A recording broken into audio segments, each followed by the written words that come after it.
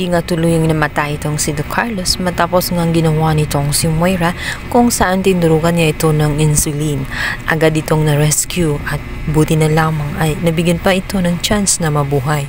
Ngunit hindi ito palalagpasin ni Zoe dahil galit na galit siya sa mga nangyayari.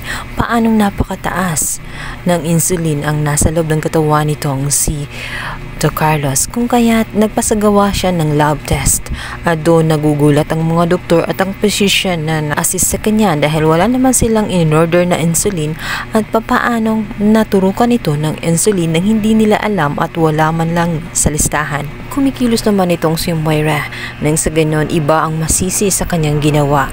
Agad ay kinausap niya itong si Harry. Tinanong ito kung sino ang kasama ni Harry noong mga time na dumalaw siya sa kanyang daddy. Doon nga ay nasabi niya na ito nga si Annalyn ang kasama niya. Agad na nagtanong naman itong si Morgana kung naiwan ba si Annalyn mag-isa sa loob ng room nitong si Don Carlos. Nagulat siya nang sabihin nga nitong si Harry na oo. Agad naman ay naisip nitong si Morgana na matalino si Harry kaya't imposibleng hindi niya magigets na inaakusahan niya si Annalyn na siya ang tumurok ng insulin.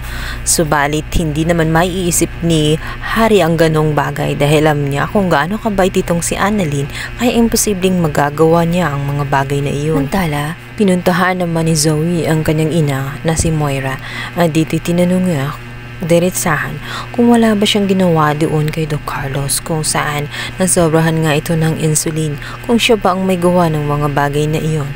As usual, walang aaminin si Moira kundi isisi niya sa ibang tao ang kanyang ginawa. Sinabi niya na wala naman siyang motibo para gawin yon. Maari pa nga yung mga tao na posible nga dumalaw kay Carlos na may motibo at may malaking galit sa kanyang amang si Carlos. Agad naman ay walang ibang naiisip itong si Zoe lalo pat sa narinig niya itong si Annalyn kung saan pinag-usapan nga nila ang tungkol kay Don Carlos kung saan gusto na nga nito na matahimik na lamang nang sa ganun hindi na umabot sa malaking gulo ang sitwasyon nila ngayon. Dahil kasi sa kasamaan nga nitong si Don Carlos ay marami nga ang namatay, marami ang nadamay sa kaguluhan na kanyang ginawa dahil sa kanyang pagiging makasarili at pagmamahal niya dito kay Lynette kung saan nagiging obsessive na nga at hindi na maganda. Kaya walang ibang naisip si Zoe kundi ito lamang si Annalyn. Itatanggi naman ni Annalyn ang paratang sa kanya. Agad naman ay paiimbestigahan ito ng board member ng Apex dahil na rin sa nakakapagtaka dahil nakita nga sa lab test na mayroong naglagay ng insulin sa kanyang katawan. Subalit kahit ano pa nga sabihin ni Zoe at kahit ano pang gawin niyang pagbibintang dito sa kanyang kinakapatid na si Annalyn ay wala siyang magagawa sapagkat hindi nga makita sa record kung saan nag-order itong si Annalyn. Walang record na nagaganap dahil wala naman talaga siyang kasalanan, tanging si Moira lamang ang gumawa. Kaya naman ninais ni Zoe dahil hindi ito mapakali na tingnan ang kanyang bag. Baka may nakita pa na onselin sa loob ng kanyang bag.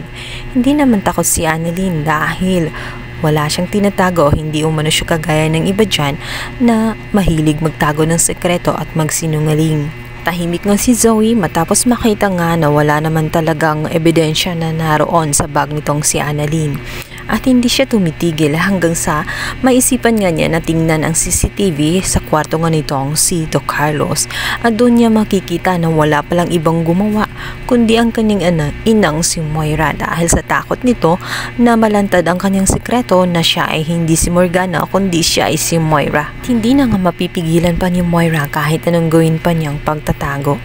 Dahil si Zoe na mismo ang maglalantad sa kanyang sekreto dahil sa malaking galit niya kung saan pinagtangkaan niya ang buhay nitong si Don Carlos ay hindi na nga niya mapapatawad pa ang kanyang ina kung saan ito lang naman talaga ang dadala sa kanya sa kasamaang landas kung kaya't gusto niya ng katahimikan, gusto niyang mabuhay ang kanyang ama at bigyan ito ng tsansa.